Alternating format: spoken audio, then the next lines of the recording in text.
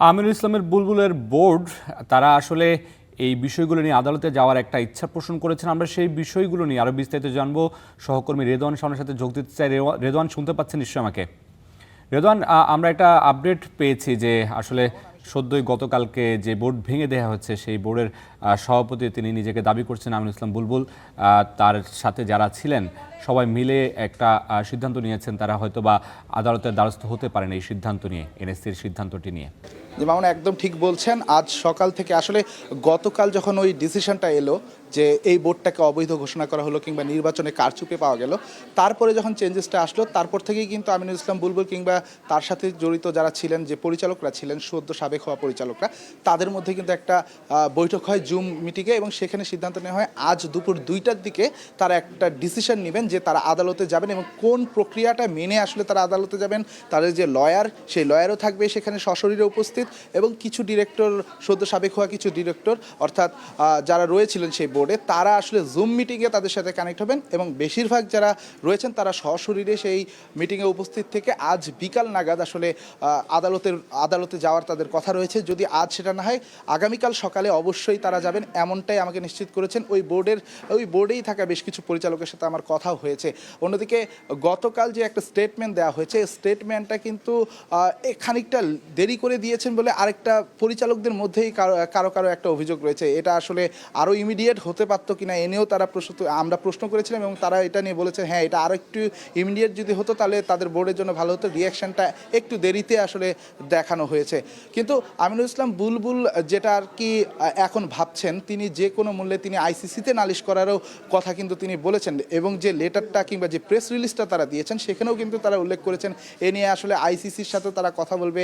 এইভাবে এনএসসি হস্তক্ষেপ করতে পারে কিনা, আসলে যারা নির্বাচনটাকে, সেই আমিনুল ইসলাম বুলবুলের নির্বাচনটাকে যারা অ্যাপ্রুভ করেছিল, তারাই এখন সেটার বৈধতা নিয়ে যখন কোয়েশ্চেন করছে, এইটা নিয়ে কিন্তু একটা আসলে কন্ট্রাডিক্টরি একটা স্টেটমেন্ট চলেই আসে।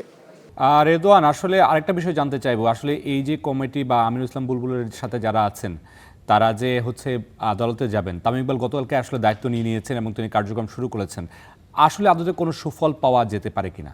নিশ্চয়। তামিম ইকবালের যদি আপনি স্ট্যান্ডটা দেখেন, কালকে সময় পেয়ে ছোট্ট একটা মিটিং করেছেন, এবং মিটিং শেষে প্রথমেই যে কাজটা করেছেন, স্পোক পার্সন একজন, যেটা আমরা আমিনুল ইসলাম বুলবুলের যে বোর্ড, সেই বোর্ডে আমরা অনুপস্থিতি সেটার পেয়েছি, যার কারণে কিন্তু আপনি দেখবেন কখনো সেই বোর্ডে থাকা আসিফ আকবর কথা বলছেন, কখনো এম নাজমুল কথা বলছেন, এবং তারা যখন কথা বলছেন, একটা বোর্ডে থাকা মানুষরা যখন বিভিন্ন কথা বলবে, তখন কিন্তু তাদের মধ্যে অনেক ভুল ভ্রান্তি হয়ে যায়, এবং সেগুলোই কিন্তু কন্ট্রোভার্সি ক্রিয়েট করেছে। আমরা এম নাজমুলের সেই কথাটা, যেটা ক্রিকেটারদেরকে নিয়ে তিনি বলেছিলেন পারিশ্রমিক কমানো উচিত, আমি হলে হয়তো বা কমিয়ে দিতাম, তারা তো সেভাবে সুফল বয়ে আনেনি বাংলাদেশ ক্রিকেটের জন্য, এই ধরনের কথা। কিংবা আসিফ আকবরের তামিম ইকবালকে নিয়ে, দেশের একজন সাবেক ক্রিকেটার, সাবেক অধিনায়ককে নিয়ে যেভাবে কটূক্তি কিংবা মন্তব্য তিনি করেছেন, আমাদেরই স্টেজে এসে করেছেন, আমাদেরই আসলে স্টুডিওতে এসে করেছেন, সেগুলো নিয়ে আসলে কথা হয়, সেটাই তামিম প্রথমে এসে বন্ধ করেছেন। তিনি আসলে একজন স্পোক পার্সন ঠিক করেছেন, তানজিল চৌধুরী, যিনি প্রাইম ব্যাংকেরও চেয়ারম্যান বটে,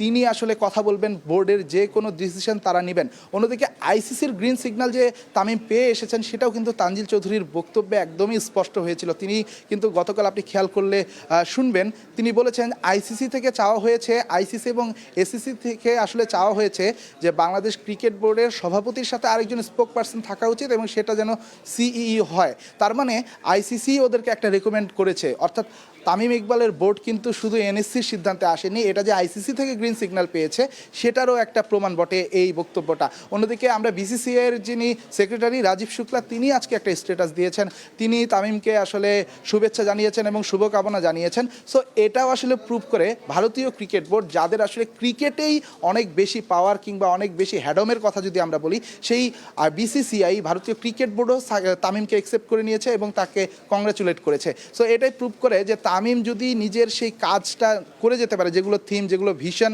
কারণ আমরা সকলে জানি মডার্ন ডে ক্রিকেটে তামিম মডার্ন ডে ক্রিকেটটা খুব বেশি জানেন, তার আশেপাশে কেউ জানেন না। তিনি যদি সেটাকে কাজে লাগাতে পারে, নিশ্চয়ই বাংলাদেশ ক্রিকেট বোর্ড কিংবা বাংলাদেশ দল হিসেবেও ভালো করবে আগামী যে আসছে দিনগুলোতে। মামুন। রেদওয়ান, আপনি বিস্তারিত জানিয়েছেন, আপনাকে অসংখ্য ধন্যবাদ।